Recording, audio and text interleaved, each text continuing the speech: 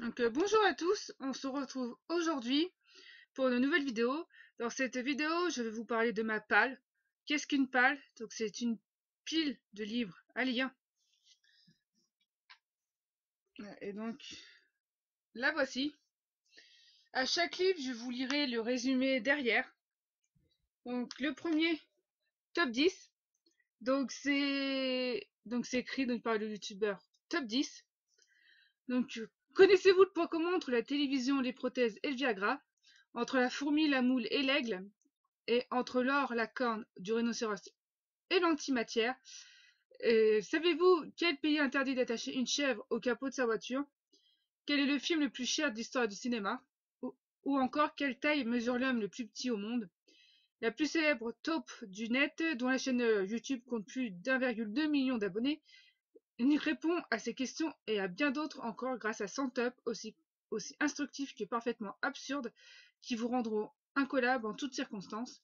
Je vous mettrai le lien de sa chaîne YouTube dans la description. Ensuite, Innocente Rouge, le top 7. Donc, c'est la suite du manga Innocente. Donc, l'affaire du collier n'a pas fonctionné comme Marie-Joseph l'espérait. Contrariée par le sort, elle redouble de détermination pour affronter le destin. Quelques temps plus tard, Olivier Louchard, un jeune maréchal ferrant, partisan de l'égalité, se voit condamné au supplice de la roue. Mais le peuple, estimant ce traitement injuste, se soulève et fonce sur l'échafaud pour empêcher l'exécution. Face à ce nouveau pouvoir émergent, la fratrie Samson vacille. Que préfigure cette émeute? Donc, il faut savoir que l'histoire se passe pendant la monarchie absolue et surtout au moment de la Révolution française. Voilà. Et donc la famille Samson, c'est une famille de bourreaux. Donc en fait, on suit son histoire. Ensuite, Les Animaux Fantastiques, les Crimes de Grindelwald, écrit par J. Caroline. Donc Paris 1927, quelques mois après sa capture, le puissant mage noir Gellert Grindelwald s'est évadé. Il menace de faire régner les sorciers de sang pur sur les êtres non magiques. Devant ce danger, le jeune Albus Dumbledore, professeur de défense contre les forces du mal à Poudlard, fait appel à son ancien élève Norbert Dragono. Et revivez le film écrit par J.K. Rowling avec le texte original de l'auteur, l'intégral des dialogues, mais aussi l'action, le jeu des personnages et leurs émotions, les descriptions des décors. Aux côtés de Norbert, Tina, Jacob, Queenie et de nouveaux personnages fascinants, voyager de New York à Londres jusqu'à Paris en passant par Poudlard. Voilà. Ensuite, un livre sur un Mickey Pistorius, une femme sur la trace des serial killers, écrit par Stéphane Bourgoin. Pendant mes enquêtes, je suis 24 heures sur 24 dans la tête des serial killers. Je n'ai jamais aimé le sang, mais aujourd'hui, mes jours et mes nuits sont peuplés par des cauchemars et des corps en décomposition. À 38 ans, Mickey Pistorius est la première femme au monde à avoir exercé le métier de profiler et à traquer les serial killers. En l'espace de 6 ans, elle a enquêté sur près de 40 cas de tueurs en série et les profils psychologiques qu'elle a établis parmi l'arrestation d'une douzaine de ces assassins hors normes. Durant plusieurs mois, l'auteur a accompagné Mickey Pistorius dans son travail quotidien sur les scènes de crime, dans les morgues, les commissariats et jusque dans les prisons de haute sécurité, où elle recueille les hallucinantes confessions de serial killers pédophiles, cannibales ou nécrophiles. Dans cet ouvrage, pour la première fois, Mickey Pistorius accepte de livrer certains de ses secrets et nous fait partager sa terrifiante plongée au cœur des ténèbres. Stéphane Bourgoin est analyste au Centre international des sciences criminelles et pénales de Paris. Libraire, journaliste, il est l'auteur de plus d'une dizaine d'ouvrages consacrés aux tueurs en série. Donc voilà le livre. Ensuite, L'amour n'oublie jamais, écrit par Harry. Être l'enfant de deux étoiles de Nico, figure de proue de la culture underground et d'Alain Delon, gloire du cinéma français. Depuis toujours, Harry a été élevé dans cette certitude, bien qu'Alain Delon l'ait toujours démenti. Une rencontre fugitive, insensée, une passion au zénith et au cœur de l'été 1962, la naissance de ce fils. Nico s'investit dans le cinéma d'Andy Warhol, de Philippe Garrel et entre dans l'aventure du Velvet Underground. Elle est souvent absente. C'est alors la mère d'Alain Delon avec son mari qui élève Harry avant de l'adopter officiellement. 9 ans dans un institut catholique et l'adolescent décide de quitter la banlieue parisienne et ses grands-parents. Il rejoint sa mère lors de ses tournées et se plonge dans une féerie artistique dont elle est l'emblème incomparable. Durant une odyssée de 8 ans à travers l'Europe, il partage sa vie, ses douleurs, sa légende. Nico meurt le 18 juillet 1988. Harry a 25 ans, définitivement seul, sa réalité vacille plus que jamais. Les stupéfiants, errance, dépression, hospitalisation psychiatrique, puis l'idée de raconter son destin pour trouver l'issue, ou du moins le plan du labyrinthe. Dès les premières pages, Harry s'adresse à nous, à vous lecteurs, saurais-je dire. Aujourd'hui, Harry a 38 ans, il vit à Paris. Sa décision d'écrire L'amour n'oublie jamais coïncide avec la naissance de son fils. Donc voilà. Ensuite,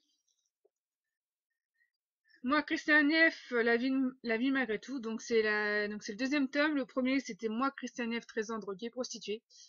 Voilà. Comme ce premier tome est mon livre préféré, j'ai voulu savoir ce qui se passe. Donc pour Christian F dans le deuxième tome. Il faut savoir que c'est une histoire vraie et que certes c'est pas Christian F qui a écrit ces livres-là, mais c'est elle qui a fait partager à deux journalistes qui eux l'ont écrit. Voilà. Donc le sort de Christian F a fait le tour du monde. Des millions de gens ont grandi en lisant les confessions déchirantes de cette adolescente allemande de 13 ans, droguée et prostituée, mais que s'est-il passé ensuite? 35 ans plus tard, Christian V. Felcherino revient sur les années qui ont suivi la publication du livre. Des années heureuses en Grèce, à sa survie en prison, du combat contre l'addiction, aux rencontres avec ses idoles rock'n'roll, de l'apparition d'un ange gardien au moment de bonheur avec Philippe son fils, sur fond des descriptions sans concession des milieux de la drogue et des relations qui se nouent, celle que le monde entier connaît sous le nom de Christian F. se livre ici avec une franchise et une pudeur étonnantes. Ensuite, Monster, l'autobiographie d'une serial killer. Donc, Eileen Wuornos, donc, qui est la première serial killer connue aux États-Unis. Donc, c'est pour ça qu'ils ont fait un livre sur elle. Donc, le 30 novembre 1989, l'électricien Richard Mallory disparaît de son domicile de Clearwater en Floride. Il sera la première des 8 victimes d'Eileen Lee Wuornos, l'une des rares femmes serial killer. Ce livre, première biographie jamais publiée de Lee, retrace sa véritable histoire. Coécrit par le criminologue Christopher Berry, il montre le vrai visage de cette femme qui reste une énigme, car personne n'a jamais compris ce qui a pu pousser celle que les médias ont surnommée la demoiselle de la mort à tuer encore et encore. Lee est née dans le mauvais quartier de Troy dans l'Illinois. Sa vie dysfonctionnelle ne fut qu'une longue souffrance du jour de sa naissance au jour où elle a trouvé prématurément la mort entre les mains du bourreau de l'État de Floride. Les films, les nombreux documentaires télé, les livres et les articles de journaux l'ont élevée depuis son décès au statut d'idole meurtrière. Monster est un examen minutieux de ce tueur en série féminin, un plongeon dans l'esprit de cette femme psychopathe qui, du berceau à la tombe, n'a jamais connu la paix.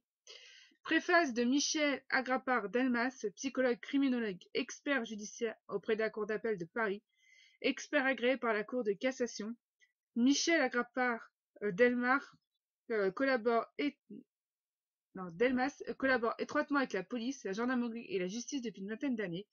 Elle a participé aux plus grandes affaires de ces 10 dernières années, le gang des barbares, la joggeuse de Milly-la-Forêt, l'affaire Jean-Pierre Trébert. Pourquoi il parle de Michel Agrapard-Delmas? Parce que c'est elle qui a écrit la préface, du coup. Donc voilà. Ensuite, un livre écrit par Philippe Banal, le DTF de la Fédération de handball, le roman du hand tricolore.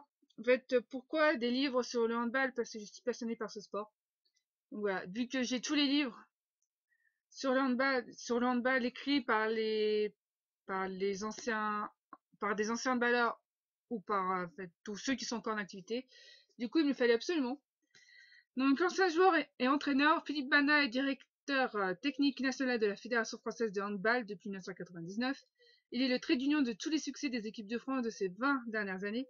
Dans ce roman du hand tricolore, il raconte toujours à hauteur d'homme les briefings d'avant-match, la vie de groupe, les petites histoires des plus grands exploits all bleu.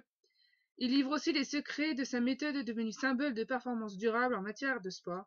Un témoignage unique et inspirant, profondément humain, la boîte à outils des succès passés et futurs du hand tricolore. Ensuite, un livre toujours sur le handball, écrit par Bruno Martini. Pour ceux qui ne savent pas, c'est l'ancien gardien donc, de l'équipe de France. Il était là avant Thierry Meyer. Voilà. Donc le handball est un sport de combat. Donc le handball n'a jamais été un jeu pour moi, ça allait bien au-delà. Le hand fut un combat contre des adversaires, mais surtout contre moi-même. Un combat que je livrais pour exister. Et durant toute ma carrière, j'étais imprégnée de cette rage de réussir. J'arrêtais les tirs comme si la marche du monde en dépendait. Bruno Martini est l'un des plus grands gardiens de l'histoire du handball français, détenteur de 2 titres de champion du monde avec les Bleus en 1995 et 2001. Il a aussi remporté au cours de sa carrière de nombreux titres nationaux et européens dans les clubs où il a joué. Mais de Miramas Club de son enfance au plus haut sommet de sa discipline, l'incroyable ascension de Bruno Martini eut un prix, celui de ne jamais trouver l'apaisement en dépit d'efforts sans bornes et d'un travail sans relâche. Insatiable dans ses victoires perpétuelles, insatisfait de ses performances, tourmenté par ses échecs, ce grand champion nous livre dans cette autobiographie son histoire avec ses réussites et sa part d'ombre. Il revient sur ses victoires mais aussi sur ses défaites et se confie sur le match le plus exigeant qu'il mena, celui contre lui-même. Être toujours meilleur, voilà le combat qu'il anima pendant plus de 20 ans. Fort de plus de 200 sélections en équipe de France, il relate de l'intérieur l'incroyable aventure des Barjots, qui offrira à la France son premier titre mondial, ainsi que l'épopée qu'il vécut avec la génération des costauds. Entre rage de vaincre et besoin de se prouver sa valeur, Bruno Martini nous dévoile les coulisses du sport de haut niveau, loin de l'histoire officielle. Donc voilà. Ensuite, un livre écrit par Ronda Rousey, Pourquoi je me bats. C'est l'histoire d'une femme qui a dû se battre très tôt. Ronda Rousey n'a pas prononcé un mot jusqu'à l'âge de 4 ans. Son père se suicide alors qu'elle est enfant. C'est l'histoire d'une sportive à la montée hors norme. Vice-championne du monde de judo, elle décroche la première médaille américaine dans sa discipline aux Jeux Olympiques. C'est l'histoire d'une descente aux enfers à son retour des Jeux, sans argent, sans avenir sportif, elle enchaîne les petits boulots et les galères. C'est l'histoire d'une renaissance. Un jour, elle découvre un nouveau sport de combat qui fait fureur, le MMA, un mélange de boxe et de judo où tous les coups sont permis. Invaincue, elle enchaîne les victoires éclairs. C'est l'histoire d'une femme d'aujourd'hui avec un charisme hors du commun, comédienne glamour, une semaine, monstre de combat la semaine suivante. Elle est en train de devenir une icône planétaire. Donc, pour ceux qui veulent la suivre maintenant parce qu'elle n'est plus à l'UFC, allez à la WWE, qui est une fédération de catch. Et le dernier livre, donc c'est du journal L'équipe, Handball 2018, le livre d'or. Donc ça retrace donc tout ce qui s'est passé dans le handball en 2018, que ce soit pour les équipes de France comme pour les équipes du championnat français. Donc le handball rejoint la grande famille des livres d'or. À l'issue d'une fabuleuse saison 2017-2018, la petite balle qui colle, c'est toujours la France qui gagne, même si ce n'est pas forcément celle que l'on attendait. Les Bleus, sacrées championnes du monde face à la grande Norvège, Montpellier qui décroche une deuxième étoile en Ligue des Champions, en dominant Nantes en finale. Dans la grande galerie de cet ouvrage richement illustré, retrouvez également l'équipe de France masculine et son heureux brillant et bronzé, les stars du PSG championnes de France au bout d'un scénario renversant, les Messines toujours reines de l'Hexagone malgré la spectaculaire montée en puissance de Brest, et tous ceux qui, de Saint-Raphaël à Dunkerque en passant par Nîmes ou Aix, ont nourri une saison exaltante. Donc voilà. Je vous mettrai dans la description tous les liens pour trouver ces livres. Voilà, j'espère que cette vidéo vous a plu. N'hésitez pas dans les commentaires à me dire les livres que vous avez lus, dans ceux que je vous ai présentés ou ceux que vous aimeriez lire. Et n'hésitez pas non plus à mettre un pouce bleu et à vous abonner si la vidéo vous a plu. En attendant, je vous dis à la prochaine dans une nouvelle vidéo.